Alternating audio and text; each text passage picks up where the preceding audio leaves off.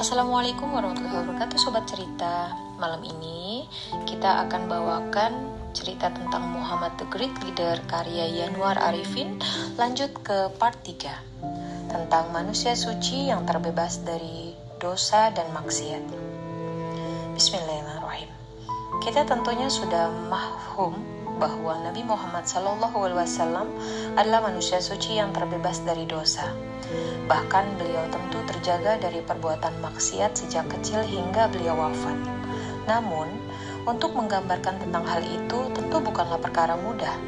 Penulis mesti membaca beberapa sumber atau referensi untuk mengupas hal tersebut secara komprehensif. Dalam hal ini, mari kita tengok kembali kisah Nabi Muhammad SAW pada masa kanak-kanak. Saat itu, sebagaimana sudah penulis sebutkan sebelumnya, 2 malaikat bergamis putih mendatangi Muhammad dan mengoperasi dadanya. Dalam peristiwa agung itu, 2 malaikat yang diperintah oleh Allah SWT membersihkan jantung atau hati beliau dari segumpal darah yang hitam pekat.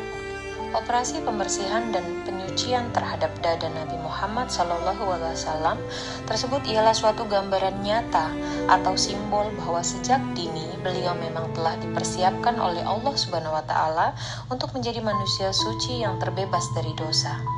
Benih-benih keburukan yang boleh jadi semula bersemayam di hatinya telah dibersihkan hingga akar-akarnya sehingga hanya ada kebaikan tersisa dalam dirinya. Beberapa sumber bahkan menyebutkan bahwa Nabi Muhammad SAW terjaga dari dosa dan kesalahan atau maksum. Bahkan Allah SWT menjaganya baik secara fisik maupun non-fisik. Secara fisik misalnya, beliau terlahir dalam keadaan tersunat. Kemudian auratnya juga senantiasa terlindungi dari pandangan mata masyarakat dan keburukan serta kemaksiatan perilaku kaumnya. Selain itu, beliau secara fisik juga terjaga dari perilaku keji dan munkar. Sepanjang hidupnya dapat dikatakan bahwa Nabi Muhammad SAW tidak pernah melakukan suatu perbuatan maksiat atau dosa. Beliau tidak pernah berkata bohong, menghardik, dan mencela orang lain. Bahkan, ketika banyak orang Arab pada masa jahiliyah melakukan hal-hal buruk seperti menyembah berhala, mengubur anak perempuan yang baru dilahirkan, mengkonsumsi khamar, berjudi dan berzina, serta mengajarkan perbuatan dosa yang lain, beliau senantiasa terjaga dari ragam perbuatan tercela tersebut. Adapun penjagaan Allah SWT terhadap Nabi Muhammad SAW secara non-fisik diantaranya terjawantah dalam bentuk ketundukan hawa nafsu pada bimbingan ilahi. Hatinya senantiasa bersih dari ragam sifat tercela, seperti ujub, ria, sombong, iri, pendendam, dan sebagainya. Untuk menjaga hatinya agar senantiasa bersih, beliau memiliki kesadaran yang amat tinggi untuk berhalwat atau menyepi, atau bertahanuts di sebuah gua Bukit Hira hingga beliau memperoleh petunjuk-petunjuk ilahi. Sejak kecil, secara non-fisik Allah Subhanahu wa Ta'ala tampaknya telah memasukkan jiwa keadilan pada diri Nabi Muhammad SAW. Alhasil, beliau tidak pernah sekalipun memiliki keinginan untuk mengambil bagian yang bukan haknya. Konon, ketika masih bayi, saat ibu susuannya Halimah ingin memberikan air susu dari payudara sebelahnya, Muhammad selalu menutup mulutnya rapat-rapat. Halimah pun paham bahwa putra susuannya itu ingin agar susu yang sebelahnya diperuntukkan saudara sesusuannya, Damrah. Kisah lainnya, konon Muhammad kecil tidak pernah menangis sebagaimana anak-anak kecil yang lain. Abdul Wahid Khan dalam buku The Life of Muhammad sebagaimana penulis kutip dari republika.co.id menuturkan bahwa tingkah laku dan perbuatan Muhammad sedikit berbeda dari anak seusianya. Beliau membenci kedunguan dan ketidaktahuan. Oleh karenanya, Allah Subhanahu wa Ta'ala selalu menjaganya dari ragam perilaku yang tidak pantas. Dari pernyataan Abdul Wahid Khan tersebut, ada hal penting yang menjadi kelebihan atau keunggulan Nabi Muhammad SAW dibandingkan manusia pada umumnya, yaitu sikapnya yang membenci kedunguan dan ketidaktahuan. Dengan kata lain, beliau adalah seorang yang memiliki keingintahuan yang besar. Beliau adalah seorang pencari pengetahuan dan kebenaran yang autentik, sehingga perilakunya selalu mencerminkan dua hal tersebut. Lebih jauh, sungguh Nabi Muhammad adalah manusia suci karena beliau tidak pernah berkata bohong. Masyarakat Arab baik yang menjadi sahabat maupun musuhnya, misalnya bersepakat untuk menjulukinya Al-Amin, atau orang yang terpercaya, dapat diandalkan, dan juga jujur. Karena kejujurannya, beliau konon seringkali dipercaya oleh para pemuka Mekah untuk memutuskan hal-hal penting. Dan karena kejujurannya ini pula, beliau sering memperoleh tawaran untuk menjualkan barang dagangan. Khadijah misalnya, ketika beliau belum menikah dengan Nabi Muhammad SAW, pada suatu waktu ia pernah meminta beliau yang masih berusia muda sekitar 25 tahun untuk membawakan barang dagangannya ke Suriah. Di tangan sang pemuda yang dikenal jujur itulah, Khadijah berhasil memperoleh keuntungan berdagang yang berlipat. Padahal Nabi Muhammad SAW menjualkan barang-barang dagangan milik Khadijah dengan cara-cara yang jujur. Kisah lainnya boleh jadi akan menambah keyakinan kita perihal kesucian diri Nabi Muhammad SAW, hingga beliau terbebas dari maksiat dan dosa. Muhammad Hussein Haikal menuturkan bahwa Nabi Muhammad SAW adalah manusia yang tidak pernah memperturutkan hawa nafsunya.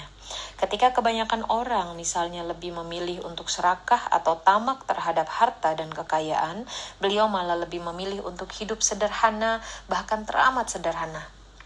Lebih jauh, masih menurut Muhammad Hussein Haikal, Nabi Muhammad SAW tidak pernah memasukkan makanan-makanan haram ke dalam tubuhnya. Bahkan, beliau adalah seorang manusia yang lebih banyak lapar. Beliau hanya makan ketika perut lapar dan berhenti makan sebelum perutnya benar-benar kenyang.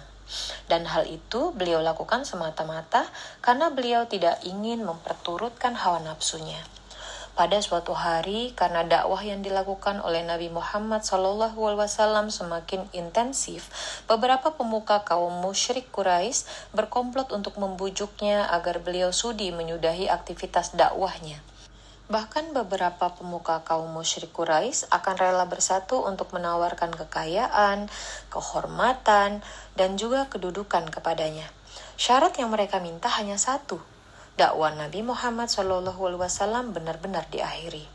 Mari kita simak penuturan Martin Lings mengenai hal tersebut dalam bukunya yang terkenal, Muhammad. Ia menulis bahwa Utbah bin Rabi'ah, seorang pemuka Bani Ad al-Sam, juga seorang pemuka dari kaum musyrik Quraisy, menawarkan dirinya untuk mengemban tugas penting, yaitu membujuk Nabi Muhammad SAW agar sudi menyudahi dakwahnya di Mekah.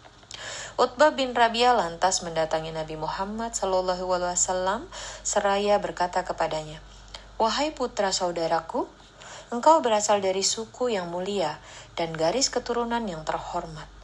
Namun, sekarang engkau membawa masalah besar kepada kaummu. Engkau telah memecah belah kekerabatan mereka, mencerca cara hidup mereka, mencela agama dan tuhan-tuhan mereka, serta mengkafirkan nenek moyang mereka. Sekarang, dengarkan saranku. Mungkin engkau berkenan menerimanya. Jika engkau menginginkan kekayaan, maka kami bersedia mengumpulkan semua harta kekayaan kami untukmu hingga engkau menjadi orang terkaya di antara kami. Jika engkau mencari kemuliaan, maka kami akan mengangkatmu sebagai pemimpin kami. Kami tidak akan memutuskan perkara apapun tanpa persetujuanmu. Jika engkau ingin menjadi raja, maka kami bersedia menobatkan dirimu sebagai raja kami. Jika engkau merasa tidak sanggup membebaskan diri dari gangguan syaitan yang menghampirimu, maka kami akan panggilkan seorang tabib. Betapapun besarnya biaya yang harus kami tanggung." Lantas, apa respon Nabi Muhammad SAW setelah mendengar tawaran menggiurkan dari Utbah bin Rabi'ah tersebut? Sebagaimana kita telah duga, karena beliau adalah manusia suci, tidak sudi memperturutkan hawa nafsunya. Beliau secara tegas menolak tawaran-tawaran menggiurkan tersebut. Beliau tidak memerlukan kekayaan, kemuliaan, dan kedudukan tinggi yang ditawarkan oleh kaum musyrik Quraisy. Beliau tetap kukuh untuk mendakwahkan Islam sebagai agama yang hak, meskipun beliau mesti ditentang secara hebat oleh kaum musyrik Quraisy. Sobat cerita, intisari dari bab 3 ini adalah Nabi Muhammad SAW adalah manusia yang tidak pernah memperturutkan hawa nafsunya. Ketika kebanyakan orang misalnya lebih memilih untuk serakah atau tamak terhadap harta dan kekayaan, beliau malah lebih memilih untuk hidup sederhana, bahkan teramat sederhana. Selamat malam semuanya. Wassalamualaikum warahmatullahi wabarakatuh.